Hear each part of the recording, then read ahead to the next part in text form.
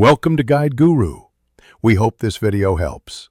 You start by getting precise tools: calipers, micrometer, and a depth gauge. Measure the bore diameter and piston stroke immediately and write values with units. Once done, compute swept volume per cylinder using swept area times stroke. Convert units consistently. You must also note cylinder count and valve arrangement because totals matter. This step sets the base data for CSR calculation, so be deliberate and recheck one measurement to avoid large errors later. You now determine clearance volume, measure chamber depth, head gasket thickness, and any recesses. Convert those shapes into volumes, cylindrical, spherical, or rectangular, and add to obtain VC per cylinder. Once you have swept volume VS from slide 1, compute CRS, i.e., compression ratio CSR equals VS plus VC divided by VC.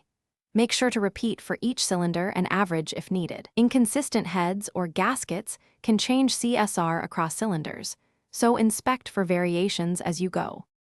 You finish by reassembling and validating.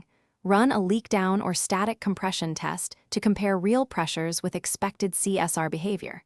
If results differ, you can adjust clearance with head gaskets or piston selection, then remeasure volumes and recalculate CSR.